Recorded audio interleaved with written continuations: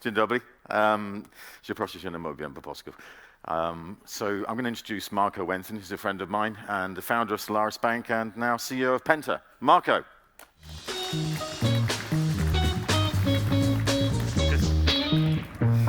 Have a seat. Yep. Also, dzień dobry, in that Marko lived in Krakow for 10 years, and I've Yeah. been living in Warsaw for a year and a half. Even having said that, I still haven't got to grips with the language. But Yeah, we were actually talking whether we would make this little chat in Polish, and then we decided rather not to do it because this my time is 10 years ago, or more than 10 years ago, and you haven't really got into that yet. So let's stick with English. And all I know are the swear words, so I'm not going to. So let's have a little chat around challenger banks, which is the theme of this session. Yes. And what will make them successful. So maybe to begin with, can you give an observation around how you see the challenger banks? And Yeah. Who are they? Yeah, that's a good point. What are challenger banks? What are neobanks? And I think there's a discussion about that neobanks would be those who actually are fintechs but don't have a real banking license, just putting something on top of companies like Solaris Bank or like any banking platform. Penta would be a neobank in that respect. Challenger banks you would see are the ones who actually do have a banking license. When you see the Monzos of this world or N26 or Nubank in Brazil, they would be challengers. Now the point is definition of challenger and their role. And I have a specific view on what the role is in society, especially in fintech and in banking. And I know that you probably have a different view on that one. Well, I mean, I was just asked, how do I define a digital bank? Yeah. The definition has changed through the years, but now I would define it very much as looking at the challenger banks, that they're cloud native, using apps, APIs, algorithms, and analytics to design around the customer for the best experience online. Let's make a step back. Where do they come from, and why did they surge in the first place, right? So this, that's one of the things. Well, and you call yourself troublemaker, so do I. So I think this the one title we like to share, both of us. When you look at the banking market, and for the audience, and I suppose the majority of the audience is Polish, we have to explain a little bit the difference between the Polish market, the UK market, and the German market. In Poland, you don't have such a vibrant fintech scene as you could see, for instance, in the UK or in Germany, for a very simple reason. Banks are much better in Poland than they are in the other two countries. That means there's less necessity for a challenger, for fintechs in Poland than you have, for instance, in Germany or in the UK. Now, what I think is the most important thing about challenger banks, or neobanks for that matter, is to actually shake up the market, to really help the giants to wake up, because life is changing. The way people consume things, the way people do things in their daily life are changing completely. And that's, from my perspective, the biggest role challenger banks or fintech companies have had, and to push things forward. Now, when it comes to the design, and this is, from my perspective, extremely important to look at that. You have obviously a ton of data in every organization, being a traditional bank, being a challenger bank, being a fintech, or being any other company. The difference is how you deal with those data, how you deal with the design. And the one thing which from my perspective, should define a challenger or a fintech is the way how they build up the whole thing to begin with. Very, very data and customer-centric, as opposed to regulation-centric and maybe shareholder-centric from olden times. And when you look at that, a company which started out 10 years ago, I wouldn't say that's a fintech or it's a challenger. So I would discuss whether PayPal is actually a fintech, because they were pre-cloud. Yep. Yeah. So this, that's from my perspective the entire view on the design, how you build up things to begin with on a green field, to look at the things, what are the data, what is the customer, and to connect those things right from the beginning. Yeah, and just to underline your point, to me, digital banks and challenger banks are cloud native and born on the internet. They're designed for the internet. I think a specific thing from my perspective is personal experience. So, TransferWise is something I've never needed to use till I moved to Poland. And basically I found that I had to pay an import duty to the Polish postal system of about 80 zloty. And it cost me more from Santander in Britain to transfer the money over here in fees and charges than the actual charge for the import duty. So needs must, I had to find a solution, and TransferWise is my solution. And TransferWise I find is fantastic because everything is real time and it's all in the app with alerts. And a great example is I had to get my car fixed, and I only had £800 on the actual account, 4,000 zloty. And the bill came to 5,000 zloty, and I could move money literally whilst in the reception within minutes and pay the bill with my card. And I think that's really where these digital native cloud companies are making a real difference, because it's all real time, it's all giving the customer a comfort, a safety blanket experience through these alerts and through the notifications and through just information. But where did it come from? And this is because... and that's why I say the role of fintech is so important for banking at large, is to shake up things, to look beyond what has been done traditionally. And I'm a traditional banker. I've worked, when I was here in Poland, I worked for Deutsche Bank. I was, again, almost 10 years here in Poland. So I had... Deutsche who, sorry? Deutsche Bank, still existing, I guess. Around? Yeah, okay. Still existing. And I think you have a T-shirt on with that name, yeah? So, yep, so...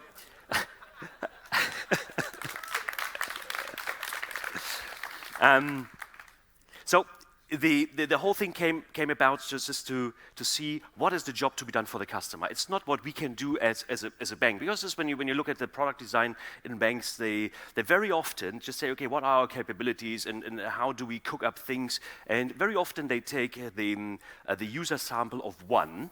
Just say, okay, because I think as a product manager that would be a cool thing, and they don't double check that with the market. And that is one thing which you can see in tech companies and in fintech specifically, that you go out with a solution that might not be perfect, and I think it must not be perfect. You go out, you test it with the market, you pivot, you twist it until you get it right. But the first understanding has to be, what is the job to be done for the customer? And I always say this one thing, and it was back in my Bank times already. And quite interestingly, Mr. Hamers from ING has taken that now from me, that you don't wake up in the morning and say, now I want to have a loan. Nobody does that. You wake up in the morning and say, I want to have, this year, or today I want to buy this car, or I want to buy this flat, or this couch, or something. And then the banking, the contextual banking comes into that the financial services behind is just the means to an end, is not the end itself. It's just the means to get to my couch, to get to my car, or to get to my flat. And that's one of the things which, from my perspective, many fintechs have done right, as opposed to more traditional organizations, to look at what is the way the customers actually want to achieve, and how can we do this hassle-free? In your case with TransferWise, it was not the transfer of money. It was just to get the pain away from living in Poland and not having enough zloty on your account, and get this over there in no time.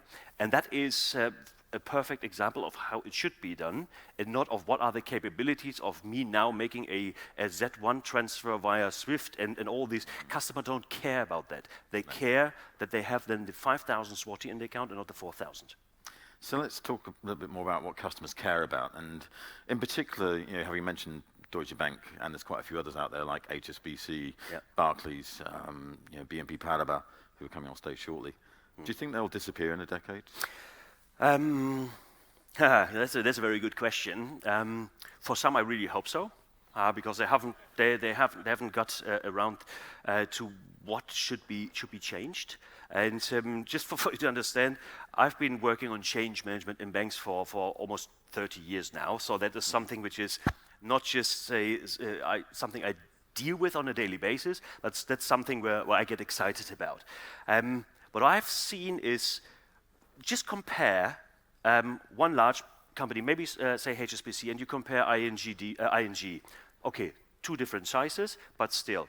ING is one of the most advanced banks, like BBVA, who have taken that change seriously. They have seen what has to be done in order to survive in an ever-changing environment. Whereas other companies, they are absolutely lacking a vision where they want to go, right? They say, okay, yes, we have to save costs. I just read yesterday that Mr. Mustier from UniCredit, that they are slashing another couple of thousand jobs over the next 4 years, because he makes 4 years plan, and the last one was, I think, 12 or 15,000 jobs slashed, and now they're talking about the next couple of thousands. That is not a vision. That is cost management, and you cannot manage a company, and I don't want to say that he's not a good manager, because probably he is, but it's not a vision. You need to get out there and say, okay, where do I want to be in a couple of years, and not just look at the cost base, but really, how do I get to customers? How my customers get sticky with me? What do I need to do in order to satisfy my customers, that they do more business with me? Do I have to look outside my core competency, which I've had over the last 100 years? Is that possibly changing? Do I have to adjust to that? And that's something which I'm really missing. And yes, I think there's a couple of companies which, if not disappear, they will be not playing a too big to fail role anymore. They will be, let's say, having a life in the shadows. Yeah, I think it's interesting, because 20 years ago, people were saying with internet banks that they would take over from traditional banks. Yeah, they eat their lunch, right? It didn't happen. But having said that, it was too early in the game, I think. And when we did become cloud native, and this is an interesting fact that I've seen with the banks you've named, like BBVA and ING, they're all becoming cloud native, which is a massive transformation program internally. But it's not a technology program, it's a cultural program, it's a mindset change. Absolutely. And you don't see that in many of the big traditional banks. And I think I agree with you that they won't disappear, but they'll become acquired and merged into the banks that do get it, which might include a challenger bank one day taking over one of the big old banks. That is an interesting thought, because we were discussing about whether challengers really will eat the lunch of the traditional banks, and maybe 2 years ago it was discussable. But just when you just look at what Revolut is doing, what Monzo is doing, what N26 is doing, and some other new bank in Brazil, etc. So you have some real large challengers out there. I think a couple of those will become the new champions in the banking world. Probably not just if they took over a traditional bank, they would be stupid, so I wouldn't do that if I were them. But what they have shown now, with a couple of million customers like Revolut or Monzo or N26, they have become relevant. When they started out, everybody was just laughing at them and say, okay, yeah, these kids just doing some fintech stuff, doing a little bit of banking, on the iPhone. But now they see that it has become a mass movement. It's not just the early adopters of the digital age anymore, but it's now many people use that account. And then you have the discussion, what is the primary account? And that is and we could sit here for another 2 hours and bore you. But when you look at what is the primary account, and you will hear every traditional banker who will say we have the primary account of our customers because the salary goes into that account. And I would say you're absolutely wrong. Why? Because it's not where the salary goes in, it's where you spend most of your time with. I'm a happy customer of N26, and if Monzo was in Germany, I probably would be a Monzo customer as well. What I do there is I use N26 and Tomorrow Bank for my everyday spending. So I put money from my Deutsche Bank account into my N26 account and my Tomorrow account, and do everything, all my spendings, on these two accounts. Deutsche Bank is just basically where my salary goes in, and maybe where one or the other insurance goes off. So it's just the boring stuff. Yep. But they still say that they have my primary account. And I think that is one of the most arrogant things every banker will say, that they still hold the primary account. Because they do not. Yep. It's just they will not learn things about me when just my salary goes in. The other ones will learn about me, and they will be my primary account, or they are my primary account, if I do everything with them. And the critical point there is, and I often say it myself, that boring old bank gets my boring old bills, but challenger banks get my lifestyle and my data. Exactly. Which is criticality. We're running out of time, so let's just finish on a specific area that I think we do need to talk about, which is these billion-dollar valuations of unicorns that seem ridiculous. You know, Revolut's going through a capital raising right now that might value it at $10 billion, which for a 4-year-old company is amazing. But it's because of the potential they have. They're onboarding 1 million customers a month, you know, which is amazing. So they have to be taken seriously, which is what the investment community does. But are they really worth $1,000 valuation per customer? That's one of the things, and I'm happy. I'm on the company side of things, so on the business banking, which is much easier to monetize customers on. On the retail side, I'm more skeptical, I must say, because one thing is, whilst I believe that the challenges of today, that they will, let's say, really show where the market is going, or they already show where the market is going, I doubt to a certain extent that these valuations we are talking about for those companies are real. Because what I'm still lacking there is, and again, I'm a fintech guy as well, but what I'm lacking is a way how they can sustain their business in the long run.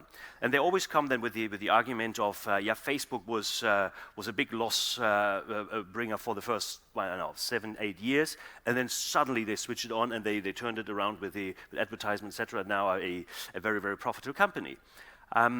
I don't see this, to be honest, on this side, on what they do. So in order to have a valuation 1,000 euros per customer, you would have to have a customer lifetime value of 1,000 euros. That is rather difficult to have when you just have the normal account, the payment. You have to find other way to monetize the customers. And I think that's one of their core struggles at the moment. So I think at the moment, it's a little bit too much hyped, but let's see. Let's see. I mean, Revolut's now worth more than Commerzbank. But that's a completely different example, and I think it's rightfully so. So that's a different thing. And you heard the discussion about Commerzbank trying to sell mBank, which I think is the most valuable asset Commerzbank has. And if they sell that, then they just get themselves back into the 80s. So crazy to do. That's a great way to finish the conversation, Marko. Thank you very much. Chris, thank you very much. Dziękuję bardzo. Thank you.